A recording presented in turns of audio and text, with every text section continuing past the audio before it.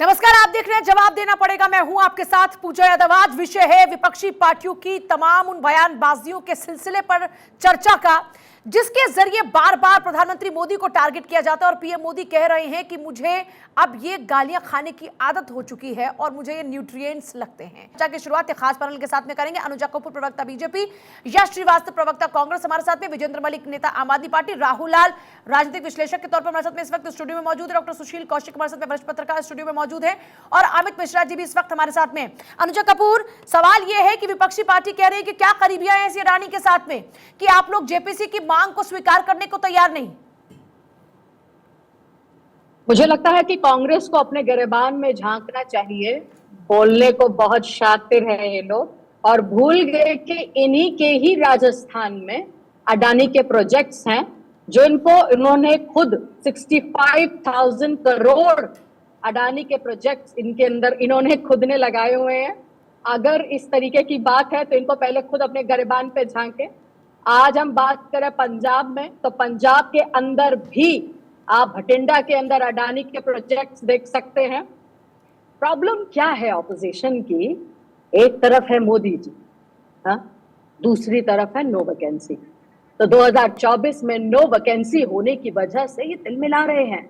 CBI ED की बात करते हैं। अरे सीबीआई और ईडी की बात तो आप तब कीजिए ना जब इंदिरा गांधी जी उस टाइम पर, जब संजय कल्चर हुआ करता था, तो जब एक शादी हुई थी, शादी, और वो शादी क्या थी? वो शादी थी पॉलिटिक्स की और क्रिमिनल्स की, और उन क्रिमिनल्स को साठ गांठ बनाकर लेकर आने वाले संजय कल्चर इंदिरा गांधी के टाइम का ही है। इमरजेंसी की बात करते हैं। अरे वहां के उस टाइम पर जो प्रेसिडेंट रहा करते थे उनको उन्होंने म्यूट कर दिया था और उन्होंने कहा था कि इमरजेंसी होगी। अरे इससे बड़ा काला दिन तो कोई नहीं था। 2 साल जब इमरजेंसी का डिक्लेरेशन हुआ, बार बार आप पर आरोप लगते हैं कि जिन्होंने इमरजेंसी लागू की आज वो ईडी सीबीआई की बात करते हैं। यश श्रीवास्तव सर, आपकी आवाज नहीं आ रही है। हाँ बोलिए। Am I audible now? Hello. जी जी बोलिए। ओके, सबसे पहली बात, ये जो काले पीले दिन की बातें करते रहते हैं, तो अपराधियों का नाम तो ये ले ही ना। गुरमीत राम रहीम को बार बार पैरोल पे बाहर लाने वाले ये, 31 दिसंबर की रात को जिस लड़की को सड़क पे रौंद दिया गया गाड़ी से घसीट के, उसके केस को दबाने वाले ये, वो जिस पार्टी का आदमी था उसकी पार्टी के साथ वाले ये अपराधियों की तो बात करें ही ना। और इंदिरा गांधी जी के बारे में इनको मैं बता देता हूं। इंदिरा गांधी जी ने जब देश के ऊपर खतरा देखा तो ईस्ट पाकिस्तान को अलग करके बांग्लादेश बनाया। इनके जो नेता हैं वो दुनिया भर में जा जाके भारत का नाम खराब करते हैं। वो बोलते हैं कि दुर्भाग्य था जो पैदा हुए भारत में। ये इनके नेता करते हैं। और ईडी की रेड्स आज की डेट में सबसे ज्यादा होती हैं 95% विपक्ष के ऊपर। इनके नेता सारे के सारे शरीफ हैं। इनके पीयूष गोयल जी सरेआम एक मंच पे बोलते हैं कि भाई मंत्री ना होता तो एयर इंडिया में खरीद लेता। कैसे खरीद लेते? 12-14 हजार करोड़ का एयर इंडिया। कोई जवाब नहीं। इनके प्रधानमंत्री चुने हुए जो आज हमारे देश के वर्तमान प्रधानमंत्री बन के बैठे हैं, वो पेटीएम जैसी चीज का ब्रांड एम्बेसडर बन के अपनी फोटो डालते हैं।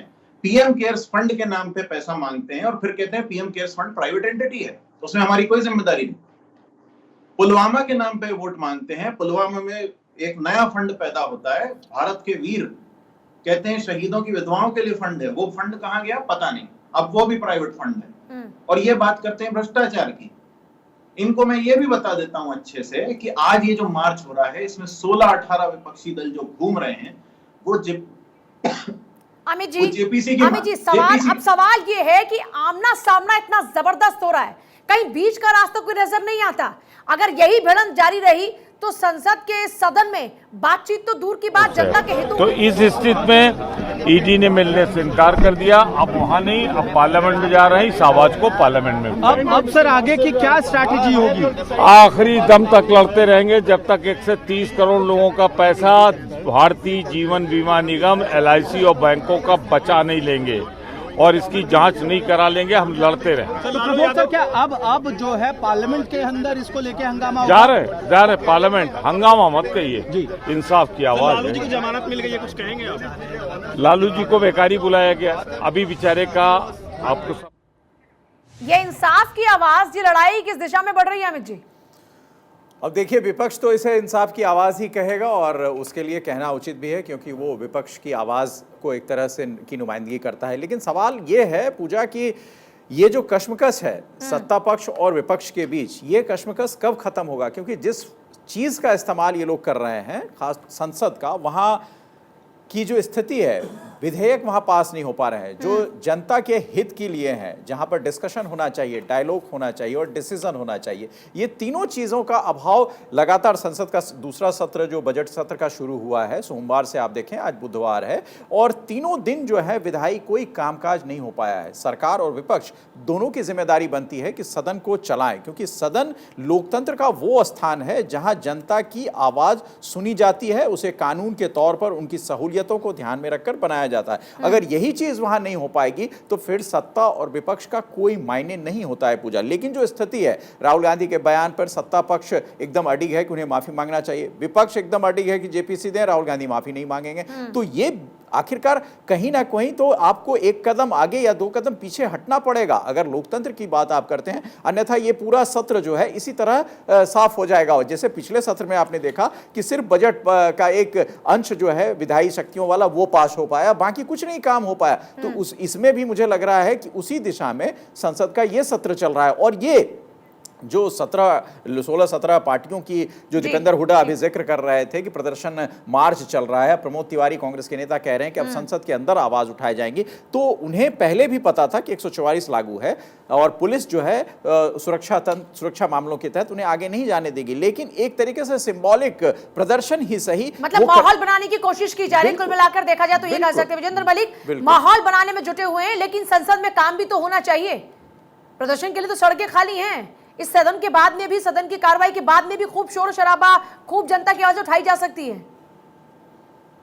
देखिए, संसद में काम कैसे होगा?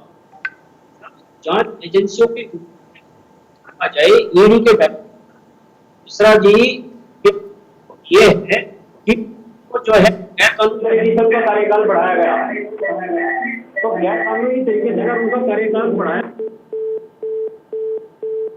आवाज ही नहीं आ रही है आपकी सर, एक बार टीम जरा चेकआउट कर ले जल्दी से। क्या है कौशिक साहब, सवाल ये है कि जनता के हित की बात होनी चाहिए। ये कह रहे हैं कि जनता के हित की बात हम कर रहे हैं, वो कह रहे हैं कि जनता के हित की बात हम कर रहे हैं। ये दोनों जनता के हित की बात कर रहे हैं, लेकिन सदन में कार्रवाई फिर भी नहीं हो पा रही। नहीं, देखो पूजा जी, 35 बिल पेंडिंग है, 9 लोकसभा में और 26 राज्यसभा में। इसका जिम्मेदार कौन लेगा? विपक्ष लेगा या सत्ता पक्ष लेगा? जब तक संसद नहीं चलेगी, जनता से जुड़े जो मुद्दे हैं, जो विधेयक हैं, वो पास नहीं होंगे तो जनता के हितों की रक्षा आप कैसे कर सकते हैं? और जो बार बार जेपीसी की मांग विपक्ष कर रहा है, 1 मार्च को सुप्रीम कोर्ट ने 6 सदस्यीय कमेटी हिंडनबर्ग और अडानी को लेकर के बना दी।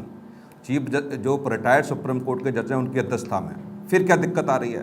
बंद लिफाफे में सरकार ने नाम देने का प्रयास किया, सुप्रीम कोर्ट ने साफ साफ इनकार कर दिया कि हम सब कुछ खुली जांच के रूप में करेंगे, सब कुछ ओपन होगा। वहाँ विपक्ष स्वागत करता है। तो जेपीसी की मांग ज्यादा जायज है या सुप्रीम कोर्ट के रिटायर्ड जज की अध्यक्षता में जो कमेटी बनी है वो जायज है? यदि वो जायज है, विपक्ष वहां स्वागत कर रहा है, तो ये हठधर्मी क्यों है? या सुप्रीम कोर्ट की कमेटी पर आपको भरोसा नहीं है इस बात का कि वो जांच कर पाएंगे कि नहीं कर पाएंगे?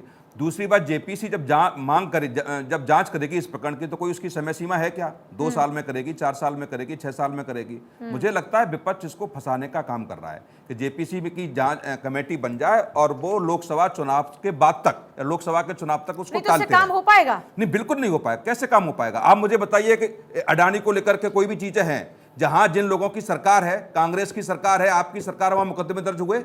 क्या वहां उनके मुख्यमंत्री को यह संवैधानिक अधिकार नहीं है कि सीबीआई जांच की सिफारिश करें? वो यदि लग रहा है उनको कि अडानी प्रकरण में कोई घोटाला हुआ है, तो विपक्ष में बैठे हुए राजनीतिक दलों की पार्टियों के मुख्यमंत्री, मापदंड है कि एक तरफ जहां पर आपको फायदा लगता है अपने राज्य में, आप उसी अडानी को इनवाइट करते हैं, वहां पर उनका इन्वेस्टमेंट लेते हैं, दूसरी तरफ हिंडनबर्ग की रिपोर्ट के आधार पर आप सरकार की घेराबंदी करते हैं। मकसद 2024 कोई भी दोहरा मापदंड नहीं है। सबसे पहला चीज तो ये कि बार बार ये चीज कहा जा रहा है कि सदन नहीं चल रहा, जिम्मेवारी किसकी है? सदन चला, स्वतंत्र भारत में मैं पहली बार ऐसा देख रहा हूं कि सदन में हंगामे की स्थिति सत्ता पक्ष कर रहा है। वो मांग कर रहा है विपक्ष से कि आप पहले माफी मांगे फिर सदन चलेगी। सदन को चलाने की जिम्मेवारी, इसी के लिए सदन में जो है कि संसदीय कार्य मंत्री का पद किस लिए होता है हमारे कैबिनेट में, तो सदन को चलाने की जिम्मेवारी प्रथम दृष्टया सबसे पहली बड़ी जिम्मेवारी सत्ता पक्ष के ऊपर होती है कि वो फ्लोर मैनेजमेंट करे, वो विपक्ष के लोगों से बातचीत करे और समस्या का समाधान निकालने का प्रयास करे। तो इसलिए अगर सदन नहीं चल पा रहा, समस्या का समाधान नहीं नहीं चलिए, क्या होगा समस्या का समाधान? नहीं, बिल्कुल समस्या का समाधान क्यों नहीं होगा? अगर क्या अभी इस होगा? समय सर्वदलीय JPC बैठक का बुला के गठन आराम किया से जाए, आप ये बातचीत कह रहे किया हैं। जाए, फ्लोर का तमाम लोगों से बातचीत करके बीच का रास्ता निकालने का प्रयास होगा तो निकलेगा। लेकिन सत्ता पक्ष जब खुद ही नहीं चाह रहे तो क्या निकलेगा? दूसरा चीज, बार बार ये चीज कहा जा रहा है कि अडानी के मामले पर सुप्रीम कोर्ट ने जो है कि बना दी है एक टीम। सुप्रीम कोर्ट ने किस मामले के जांच के लिए टीम बनाई है? सुप्रीम कोर्ट ने बनाई है कि जो हमारी नियामकीय एजेंसियां हैं, जो रेगुलेटिंग एजेंसी है, उनके कार्य क्षमता को कैसे बढ़ाया जाए, उसको कैसे अपग्रेड किया जाए। नहीं, गलत राहुल जी, उसमें हिंडनबर्ग का भी नाम है कि हिंडनबर्ग की जांच तो कैसे नहीं है? उसी पर ही हंगामा हो रहा है हिंडनबर्ग की रिपोर्ट को लेकर के। नहीं बोला था, तो फिर आप झूठ क्यों परोस रहे हैं? मिसलीड ना कीजिए, जो पॉइंट टू पॉइंट बात है उसी की बात होनी चाहिए ना। आप लेकिन राहुल लाल, सवाल वही है कि आप जो मांग कर रहे हैं, ये तो बात जिद की हो गई। एक तरफ वहां दूसरी जांच की बात हो रही है, जांच शुरू हो चुकी है, लेकिन आपको क्या है कि मुझे तो यही चाहिए, छोटे बच्चे हैं क्या? नहीं, छोटे बच्चे की बात नहीं है। देखिए, मुझे तो ये नहीं समझ में आ रहा, अनुजा जी हैं यहाँ पे, भाई सदन में लोकसभा में सबसे ज्यादा सदस्यता किसकी है? बीजेपी की। राज्यसभा में भी बीजेपी है, तो जेपीसी बनेगी तो उसमें सबसे ज्यादा मेंबर्स किसके होंगे? अनुपातिक तौर पे सबसे ज्यादा सदस्य में भारतीय जनता पार्टी के ही होंगे। हम लोग एक पार्लियामेंट्री डेमोक्रेसी है। सुप्रीम कोर्ट का निर्णय, सुप्रीम कोर्ट एक अलग एस्पेक्ट पे जांच कर रहा है, हमारी पार्लियामेंट एक अलग एस्पेक्ट पे जांच करेगी। तो एक ही तो हमारे पार्लियामेंट की जिम्मेवारी नहीं है, सारा जिम्मेवारी हम लोग हुआ सुप्रीम कोर्ट राहुल को लाल देंगे। की एक अलग ही एस्पेक्ट पे चल रहा है, और वो है 2024 का मकसद। नहीं, लेकिन बिल्कुल बड़ा 2024 का लेकिन मकसद बड़ा नहीं है। सवाल ये है कि जब पूजा ऐसे जी, आरोप लगाए हिंडनबर्ग के उसका बाद क्या नतीजा हुआ? आप तो देखिए जान रहे हैं ना, राजनीति में अगर आप 2014 के चुनाव से लेकर अब तक की बात करते हैं, जब आरोप पूजा लगे हैं, जी। खुद पीएम मोदी भी कहते हैं कि आप कीचड़ डालिए यहाँ तो हम कमल खिलाएंगे। नहीं, वो कीचड़ फैलाने का काम कौन करता है? विदेशों में जाके ये कहते हैं कि भारत में जन्म लेना भी जो है कि वो एक गलत स्थिति है, दुर्भाग्यपूर्ण स्थिति है। अनुजा तो कपूर, इसके लिए जवाब दीजिएगा प्रधानमंत्री इस बात माफी का। मांगे। प्रधानमंत्री ने तो माफी नहीं मांगी है। अनुजा राहुल कपूर। गांधी ने तो उतना खराब बयान दिया भी नहीं है। राहुल लाल जी, जब ये प्रधानमंत्री जी ने बयान दिया था तब भी देश में विरोध हुआ था, अब भी विरोध हो रहा है। वो भी गलत था और ये भी गलत है। आप मांग कीजिए, बिल्कुल कौन किया था? उस समय पे राहुल गांधी का बयान आप लीजिए, विपक्ष में बैठे हुए राजीव गांधी मछली बाजार नहीं है, ये मछली बाजार नहीं है। शांत हो जाइए अनुजा कपूर, तमाम लोग शांत हो जाइए भाई, मछली बाजार नहीं है ये। आप किस बात को अनुजा नहीं मान कपूर, रहे हैं? तब भी विरोध हुआ था और अब भी विरोध हो रहा है। आप इस विरोध को क्यों रोकना चाह अनुजा रहे हैं? कपूर, जवाब दीजिए। एग्जाम्पल देकर के आप लोग। हाँ जी, मैं एक बात ये कहना चाहूंगी, जो मेरे भाई यहाँ पे राहुल बैठे हैं, वो मुझे लगता है कि इस बात से अच्छी तरह से वाकिफ है कि जिस खड़गे साहब ने जिस लाइन ऑफ कॉन्टेक्स्ट की बात करी है ना मोदी जी की, वो फॉर्ज्ड है, उसको जानबूझकर काट के चलाया गया है, और ये ऑलरेडी फैक्ट चेक हो चुका है। उन्होंने नीतियों के ऊपर बात करी थी कि आपकी सरकार जब थी 70 साल से, तो जो बच्चे थे वो बाहर पढ़ने के लिए चले जाते थे, या लोग बाहर काम करने के लिए चले जाते थे आपकी नीतियों की वजह से। और अब यश श्रीवास्तव, अभी भी काफी संख्या में लोग बाहर जा रहे हैं। यश श्रीवास्तव, छात्र जा रहे हैं हमारे, अभी भी इस समय लोगों का भारी संख्या में विदेश की नागरिकता लेना जारी है। राहुल जी, मुझे बात करने दीजिए। 2014 से जब से नीति तरफ, आप क्या डिफेंस का भी देखिए, आज डिफेंस के अंदर किस तरीके से 183% हम लोग बजट निकालते हैं। अरे आपके राहुल तो वहां पर जाकर चाइनीज कॉन्वॉय के साथ, एम्बेसडर के साथ जिस देश के बचाव के लिए आप लोग सड़कों पर उतरे हैं, उसी देश की जाकर बदनामी करते बीजेपी के नाम